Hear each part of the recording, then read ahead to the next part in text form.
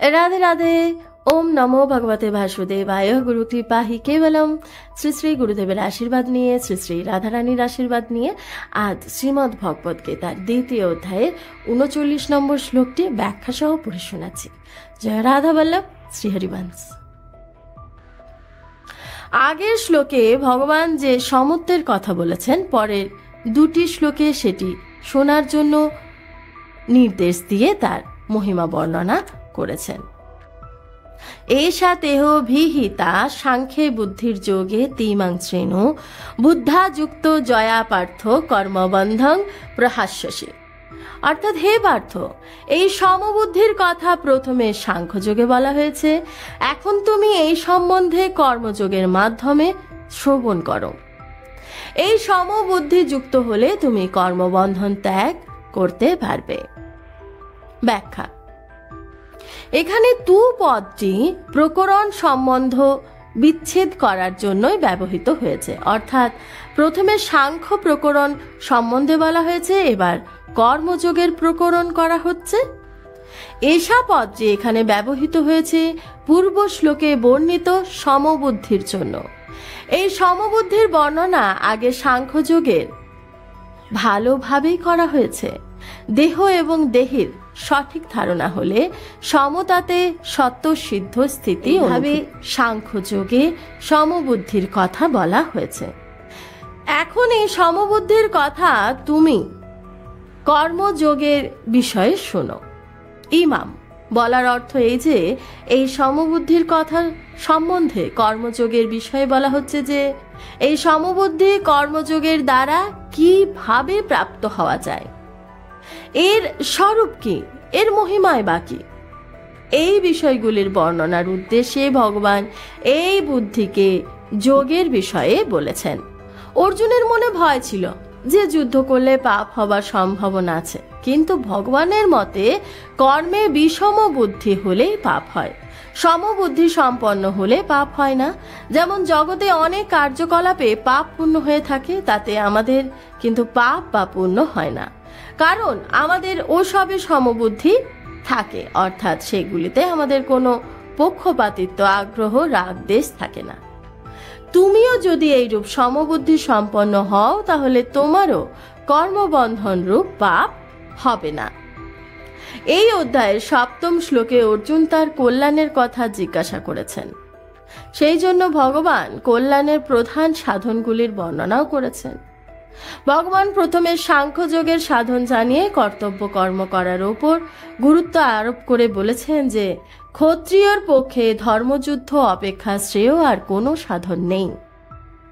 আবার জানিয়েছেন যে সমবুদ্ধিযুক্ত হয়ে যুদ্ধ করলে পাপ স্পর্শ করে না। এখন সেই সমবুদ্ধির কথা কর্মযোগের বিষয়েই জানাচ্ছেন। কর্মযোগী লোক সংগ্রহের জন্য সকল কর্ম করেন।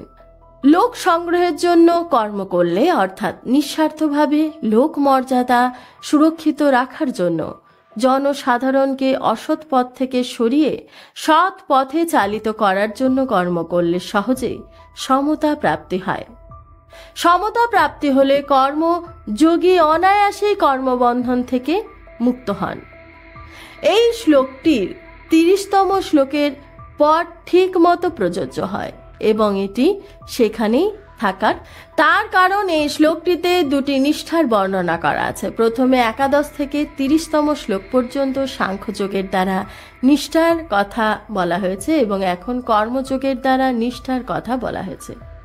সুতরাং এই স্থলে ৩১ থেকে ৩৮ পর্যন্ত ৮টি শ্লোক অসঙ্গত বলেই বোধ হয়। তা সত্ত্বেও এই ৮টি শ্লোক এখানে ব্যবহারের অর্থ এই যে কর্মযোগে সমত্বের কথা জানানোর আগে কর্তব্য কি, অকর্তব্য কি, অর্জুনের পক্ষে যুদ্ধ করাই কর্তব্য এবং যুদ্ধ না করা অকর্তব্য, এই বিষয়ে বর্ণনা করা প্রয়োজন ছিল। সেই জন্য ভগবানের অকর্তব্য কর্তব্যের বর্ণনা করার জন্যই উপরিউক্ত ৮টি শ্লোক বলেছেন এবং তারপরে সমতার কথা বলেছেন। এর তাৎপর্য হলো এই যে প্রথমে ১১ থেকে 30তম শ্লোক পর্যন্ত সৎ অসতের বর্ণনা দ্বারা সমত্বের কথা বলা হয়েছে। যে সৎ সৎই এবং অসৎ অসৎই, এর কেউ কোনো পরিবর্তন করতে পারে না। এবার 31 থেকে 38তম শ্লোক পর্যন্ত কর্তব্য অকর্তব্যের কথা বলে 39তম শ্লোক থেকে অকর্তব্য পরিত্যাগ করে কর্তব্য পালন পূর্বক কর্মের সিদ্ধি অসিদ্ধি এবং ফলের প্রাপ্তি অপ্রাপ্তির সমত্বের বর্ণনা করেছেন। কর্মযোগের দুটি ভাগ আছে, কর্তব্য বিজ্ঞান এবং যোগ বিজ্ঞান। ভগবান 31 থেকে 37তম শ্লোক পর্যন্ত কর্তব্য বিজ্ঞান সম্বন্ধে বলেছেন, যাতে কর্তব্য কর্ম করলে লাভ এবং না করলে ক্ষতির কথা বলা হয়েছে। এবার এই শ্লোক থেকে 53তম শ্লোক পর্যন্ত ভগবান যোগ বিজ্ঞান সম্পর্কে বলেছেন। আগের শ্লোকে ভগবান যে সমতার কথা বলেছেন তা সাংখ্যযোগ এবং কর্মযোগ। এই উভয় সাধনার দ্বারা প্রাপ্ত হতে পারে। শরীর এবং শরীরের পার্থক্য জেনে শরীরের থেকে সম্পর্ক রহিত হওয়াই হলো সাংখ্যযোগ। আর কর্তব্য ও অকর্তব্যের পার্থক্য জেনে কর্তব্যকে পালন করা আর অকর্তব্যকে ত্যাগ করাই হলো কর্মযোগ। মানুষের এই দুইয়ের মধ্যে কোনো একটির সাধনার দ্বারাই এই সমতা প্রাপ্ত করা উচিত, কেননা সমতা এলেই মানুষ কর্মবন্ধন থেকে মুক্ত হতে পারে। এটি হলো ধর্মশাস্ত্র, আর অন্যটি হলো মোক্ষশাস্ত্র। এখানে 31 থেকে 37তম শ্লোক পর্যন্ত ধর্মশাস্ত্র আর 39 থেকে 53তম শ্লোক পর্যন্ত মোক্ষশাস্ত্রের কথা বলা হয়েছে।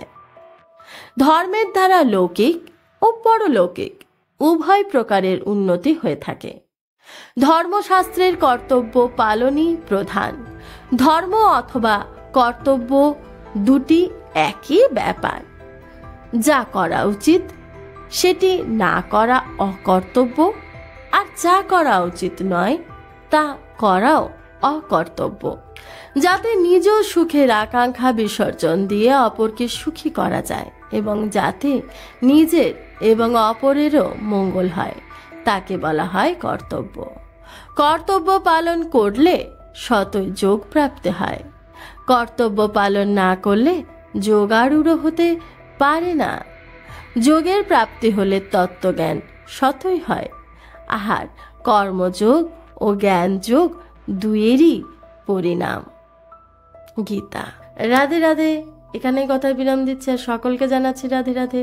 এতক্ষণ অবধি যা কিছু পড়ে শোনালাম সবই শ্রী শ্রী রাধারানীর শ্রীচরণে নিবেদন করছি। শ্রী শ্রী গুরুদেবের কৃপায়। জয় রাধা বল্লভ শ্রী হরিবংশ।